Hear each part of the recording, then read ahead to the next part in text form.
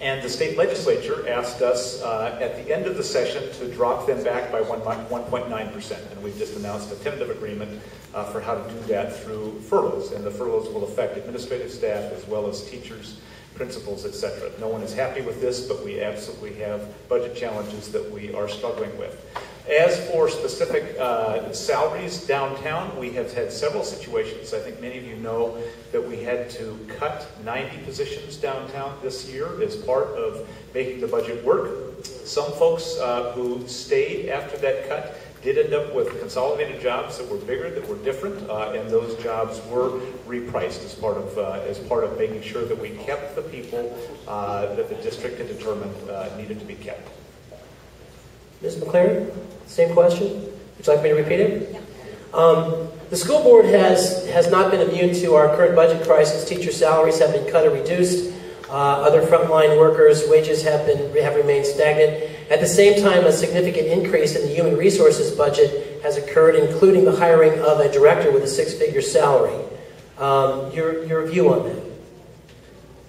Well, on the face of it, it sounds pretty unbalanced when we've got all of these cuts throughout the district. And further, my understanding is that we have several executive director positions that are new in the district now, which also have very, very high salaries. And I'm hearing about redundancy in upper administration. So on the face of it, it doesn't make a whole lot of sense to me. It just seems like we've got a lot of chiefs and not enough Indians to me. That's just my 2 cents.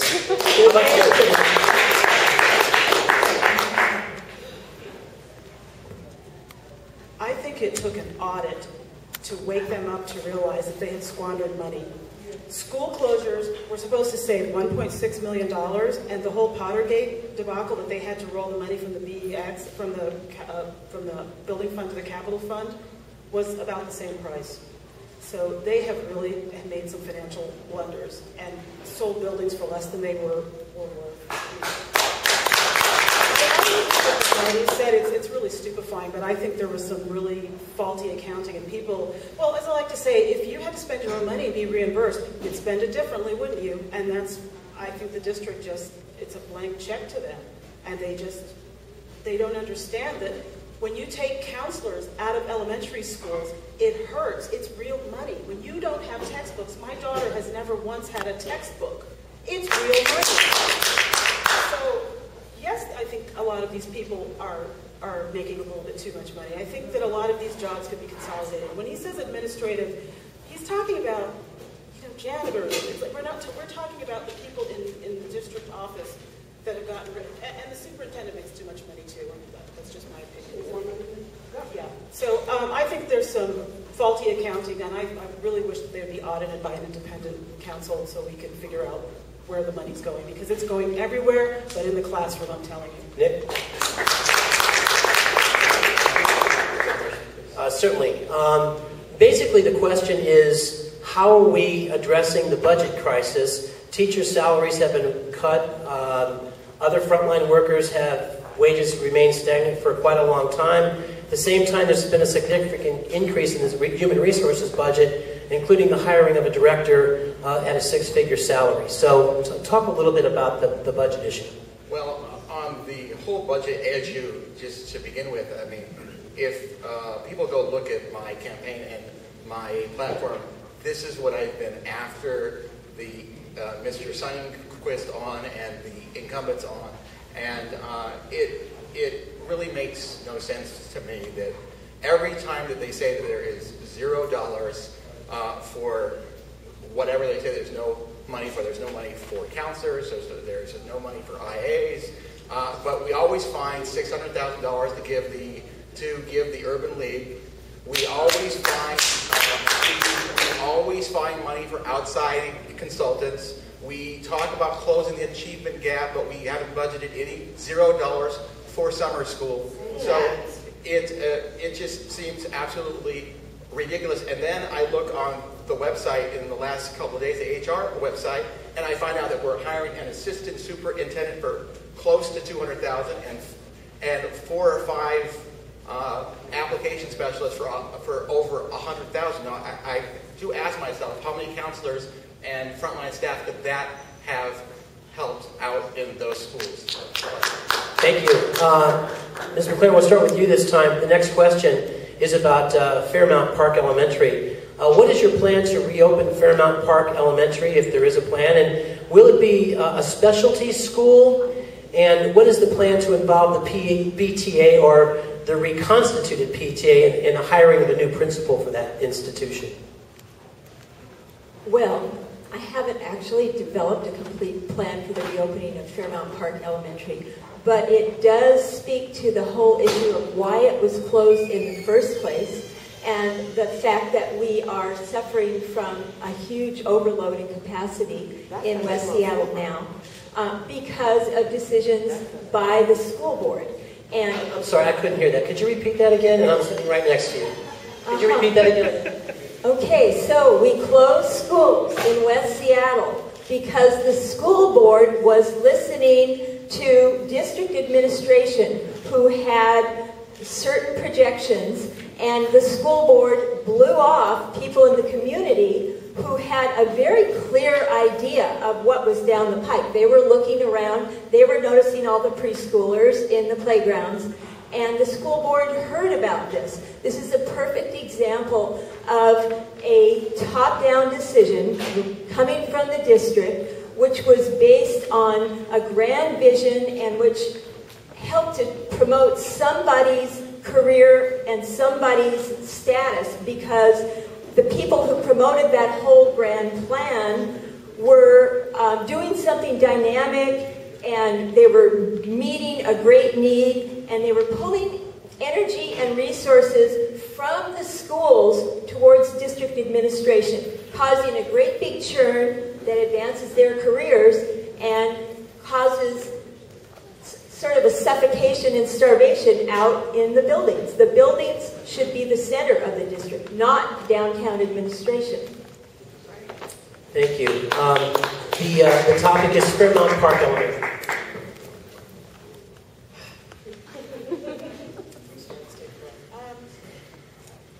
I have lived in Seattle since 1989, but for a few years I moved to Los Angeles because my husband is a stress engineer and travels, so I missed the Fairmount. I actually used to live near Fairmount Park before I got married, so I missed the closing of that and why. However, I do know that when they closed Cooper, and this is what Marty was also saying, it was a catastrophic domino effect that really overloaded all of the West Seattle schools. And yeah, Cooper was pretty much given away to Pathfinder, and because apparently it was geographically inaccessible, but I keep saying it wasn't the children's fault, that's where they built the school. So now they're talking about opening Fairmount Park, and quite honestly, I'm pretty disgusted, because we told them 3 years ago that it was going to be overcapacity, this is what's going to happen. So now all of the children in Delridge pretty much sacrificed for them to reopen the school, which is, by the way, going to cost, I think, about $10 million to reopen, I believe. I'm not sure if that's correct, but it's going to cost a lot of money. And so now they want to make this different kind of school when they just could have left everything the way it was and not had West Seattle elementaries looking like trailer parks. However, in a utopian world, I would like to see Fairmount Park be open as maybe an option school, or maybe we could relocate the option school to Fairmount Park and we could give Delridge back its school, but that's in a utopian world. I would like to see it be maybe an international school where there are bilingual classes, but not a school where we have children from all races, a lot of Somali children, a lot of Spanish children. I would like to see it be the international school that Cooper really was without the title. Well, it's really kind of my, whole viewpoint here is that we should never close any of these schools to begin with, because it is, quite obvious from these schools that I have had the opportunity to, go into, and when I worked for the school district in nutrition services, these schools are completely overcrowded. The teachers are overworked. They don't have enough staff, and all I can say is that I hope that the school gets opened back up. It's going to cost us a lot of money that we probably didn't need to turn around and spend, but it would be helpful in the future if the school board and the gang of four, as I like to call them, on the board that have not listened to anything that the community has said, to start listening to what the community is saying. Because now you're wasting our time and our money. Steve? So there's not a specific plan yet that's on the table for Fairmont Park, but it is absolutely in discussion among a number of schools in West Seattle that might have an opportunity to reopen in the next couple of years. I suspect in the end it's highly likely that probably 2 will be reopened. Fairmont Park is most likely, from my perspective, to be one of those schools. As to whether or not it will be an attendance area school, which would have a geographic area around it, or what we call an option school, which is a program-driven school that parents have a choice to enter or not. It's purely optional, is a decision that has not been made and is a decision that the community would be involved in, because clearly we want it to be a school that fills up with an awful lot of families who feel well served. Thank you. Question 3. We'll start with you this time. There's no shortage of highly qualified and certified teachers in Seattle, yet a number of non-certified Teach for America recruits will be replaced in Seattle public schools. Do you support the placement of uncertified teachers in West Seattle schools? If so, yes. If not, why not? Again, deep breath. Absolutely not. We have enough really good teachers here. TFA has its place in some places where there are teacher shortages or where they need them, but we don't need them there. And the problem is, a lot of us are really afraid that they're going to end up in some of the lower income schools. And let's face it, they've already taken enough away from the lower income schools. So why do the lower income schools now get 5-week teachers? And I was in an endorsement meeting where I said, well, why can't I go to TFA training? Why can't I teach then? If it's that easy, why aren't we all doing it? Okay? I don't understand. This is not reasonable to me. And if they insist upon doing TFA, let's put them in the schools where their PTAs make $160,000 in one day, and they can babysit the TFA people, but I won't have them in low-income schools. It's an insult. Our schools, you've taken enough from us. We just don't need any more. I am an absolute no on the whole TFA, scam. The whole thing that I don't understand about it is the TFA is supposed to be if we don't have enough teachers in our state. And last time I checked, we have Eastern and Central and Washington State, and not to mention all of the private schools that we have here. And it just doesn't make a bit of sense. I am in favor, if we're going to use TFA, then let's stick all of them in Ballard High School and let them hang out there for 2 years and see how the achievement gap has closed there. Then I'll be in favor. Steve, your turn. Okay, so I do support Teach for America in Seattle Public Schools. Hey, let the guy speak, please. And I support it for a couple of reasons. First of all, these incoming teachers will be certificated. There's a conditional certification. The State Professional Education Standards Board just unanimously voted that having TFA teachers in the state of Washington is okay per state law as enacted by the legislature. My personal reasons for believing that it's appropriate to have them here in Seattle are really 2. One is that they have demonstrated an ability to recruit more teachers of color than historically Seattle Public Schools has, and I believe it's important that we have more teachers of color to reflect our diversity in population. And secondly, we put an awful lot of responsibility onto a principal.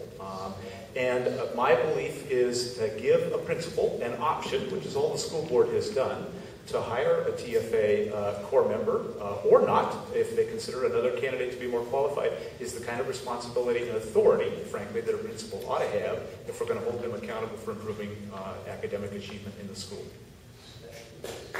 Claire. I also have strong objections to Teach for America interns. Steve talks about them being certificated. This is a sham of a certification. These people are given 5 weeks of training, and then they are supposed to take something like 9 hours a week of classes on top of being a first-year teacher. It's unimaginable. Teaching takes at least 5 years to get into your stride. It's one of the most demanding professions that you can possibly mention. And to put novice teachers into the classroom when we have a huge cadre of excellent, experienced teachers in Seattle makes no sense at all. And especially when you consider the fact that it actually will cost us more money. Because TFA teachers will have the same salaries, but more overhead. There will be more contractual obligations. And finally, you're introducing a cadre of people who have come not from careers where it makes sense to translate their expertise into the classroom, but straight from college. They have a whole different orientation. They're there to get their teaching credentials without jumping through all the hoops. So you're naturally pitting them against the established cadre of teachers who have staked their whole careers on being teachers. And so what you're doing is dividing teachers, dividing the community, and undermining the fabric that makes our schools strong. Thank you. Thank you. Final question of the evening. And thanks once again. Can we have a round of applause for all of our candidates who took their time to be here tonight? I think it's tremendous.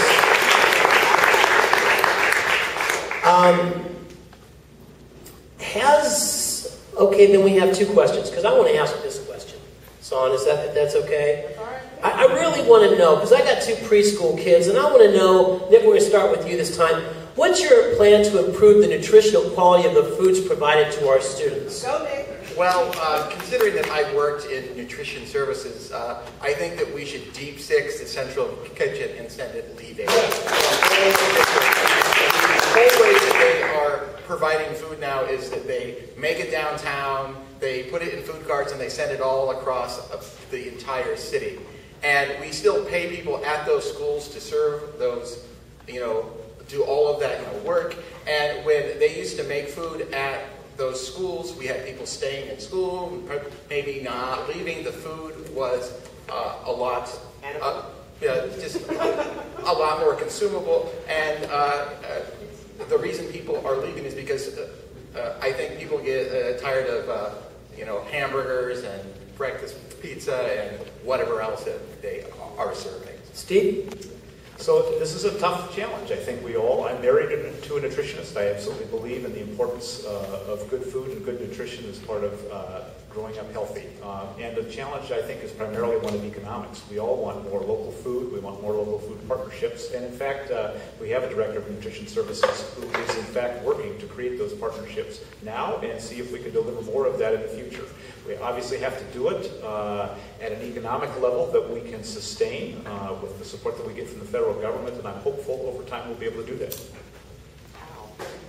So, community engagement is a big piece that has been neglected by the current school board. And my one hope, I realize this is a huge challenge to our resources, but my one hope would be that if we flip from top-down management and give more autonomy and more opportunity for engagement by the community, that members of the individual school communities will help the school staff devise ways to maximize the resources and make it possible to have kitchens in the buildings or within small clusters so that we don't have this absurd district vending machine, which is what we're doing right now. Joy? I'm the only panel member who has a child in Seattle Public Schools, and every Friday I would go have lunch with her. And I don't know how you mess up a chicken nugget that's already been frozen and cooked. But I see pizza that looks like shoe soles. So, since they've centralized food, I think the central kitchen, I think nutrition services is $600,000 in the red. I don't think it's worked. Yeah. I understand that it costs money to refrigerate and truck it to other schools, and I'm telling you, the food is horrible. It really is. And I watch little children say, my mother won't let me eat this here. And, honestly, so I can tell you from experience. I don't know that much about nutrition services. I just know from eating the food and talking about the figures, but I think we need to axe that one and go back to making the food at the schools. I think people would be a lot more amenable to having their children buy school lunch again. And I think Marty's right. It is about having the community engaged in what's going on, and that's the whole problem with the district, is they just never want to know what anyone's thinking. They just want to big brother us to death, and they big brothered your child's lunch. It's terrible. So I understand the question. The food is horrible. The whole program needs to be axed, and they need to have more community engagement, and not only that, but other things in order for your child's school to work. That's my Thank you. This really is the last question, I promise. Yeah, but it's a good one, and I think maybe the most important of all the questions that we've asked tonight. And Steve, we'll start with you if that's okay. Has our school board considered new ways to raise funds? For example, we've heard as we prepared for this tonight that some schools are going to allow companies or organizations to advertise on their school buses. Talk a little bit about if the school board has considered any new ways to raise funds, and if so, maybe you could share one or two with us. Okay, so I have not heard that one. There is a school board policy which says that we do not advertise inside our school buildings, so we're not trying to commercialize public education in terms of the impact on our children. And I'm not aware of any standing proposal in front of the school board now, or frankly any discussion of any that would suggest that. There have been the occasional conversations that maybe we might be able to use stadium scoreboards as an example, as one way to raise small amounts of revenue. But we're talking about revenue at the margin. In terms of our major sources of revenue for Seattle Public Schools, over half is provided by the state, and of course state revenues are down, and as a consequence they are passing that reduction onto local school systems. We raise about 25% of our revenues through taxing the citizens of Seattle. We are at the highest level of taxation which the state has allowed us to be at. And so we are taxing, as a school board, as high as we are allowed by law. The citizens of Seattle have been very, very willing to support us in that, but we just don't have the legal authority to go any higher. There are always conversations that we could do more with philanthropy. I'm not sure off the top of my head exactly how much money we bring into Seattle Public Schools now through major foundation giving. I'm guessing it's maybe $10 million or less. And so philanthropy, as important as it is to all of us, will always be dwarfed by taxation and general revenues as the main source of finance for public schools. So I'm hopeful that this economy will improve. At the end of the day, that is where our money is going to come from. And the other thing that I would make a pitch for is that at the state level, the allocations to K-12 public education have gone over the last 20 or 25 years from about 50% of the state budget now down to the low 40s. So that's a resource allocation decision. That's not about the total level of money available. We need to push that back up because, in my view, public education is the single most important responsibility of government. Thank you. Marty? So I really don't put a lot of effort into thinking about how to raise money. I'm much more concerned with the waste of money that already happens. For example, the NTN New Technology Network contract at Cleveland High School. NTN was known to have had virtually no success with its STEM programs at other schools throughout the country. And yet, on the basis of cherry-picked research, this school board approved pouring, was it $500,000 into the NTN contract at Cleveland. I believe, once again, back to my theme of local emphasis, taking the downtown, top-down emphasis and giving the power over the resources to the schools, that within individual school communities and areas, the wisdom, the innovation, the creativity, and the energy of the community could be turned with the school staffs towards how to make it lean, how to use the money more effectively. textbooks, the math adoption and all the professional development, that costs 3 times as much as it needed to. So that would be my approach. As West Seattle gets to know me a lot better, you'll realize I like to tell a lot of stories because they really illustrate what my point is. I mentioned I lived in Los Angeles a few years ago. I lived right across the street from El Segundo High School. And you've all seen El Segundo High School, I promise you. It's in every teen movie you've ever seen. Manicured lawns, super bad. They were running around the track that was right across from my house. That school never had money problems because they figured out how to market their school to movie scouts so that they had money. We have schools in Seattle that are gorgeous, and maybe we need to have some more innovative minds that could figure out maybe we could use these for locations. I mean, it's just off the top of my head. In my house, when we need money, I figure out these ways to make more money. And Marty's right. We did not squander so much money. We need to make more money. So that's another one of my Joy Anderson stories. I mean, honestly, we have gorgeous schools here, and we could figure out maybe some way to utilize the funds of them for something, because El Segundo High School was rich, I'm telling you. Second of all, basically raising funds and advertising on school buses. Wow, we don't have any high school buses for high school. I mean, we don't have any buses for high school, so we'd have to advertise on a metro bus, I suppose. So that's not that possible. Yes, we don't have that. So, contract. Yeah. Okay, you know what? I've been talking about this. We need a smarter real estate person in the district who doesn't undersell buildings. The old Cooper School, which is Youngstown, was sold for $550,000, which was a pipe dream. ECU's is being leased for $4,000 a month, I believe, or $40,000 a year, something like that. The air rights over Jefferson Square are $1 a year, I believe, into, I don't know, 2000 and when I'm dead. I don't know. Okay, wrap it up. Sorry. I think we need to make smarter real estate deals. We need to stop underselling buildings to whoever for $8 million less than what they're worth, and then we can have textbooks. Yay. Nick, give you the final word on this.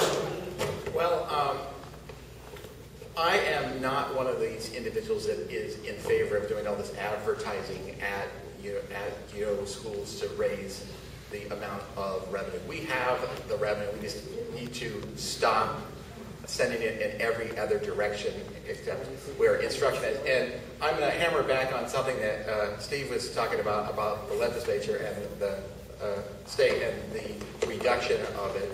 And this may not totally work here, because I do understand that this is a community college, but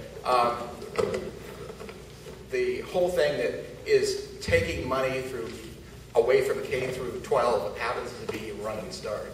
We spend the most amount of money on Running Start, and if we got rid of Running Start, if the state legislature were to make Running Start pay more so that it could be equal, so that we could double down for our constitutional mandate for K through 12 education, it would make a lot more sense. Thank you, Nick. Thank you. Thank you, all of you. Don't leave the stage yet. I want to shake your hands. Before I do, though, I want to say thank you to everyone, all the candidates, and all of you who are being here, because West Seattle is the best place to live in Seattle. Keep it that way, frankly. I want to thank Dante and Joshua for being here. I want to thank Son and Carl and Dorsal and Sylvia. You guys are great. I also want to thank South Seattle Community College. Thanks for giving me a paycheck twice a month.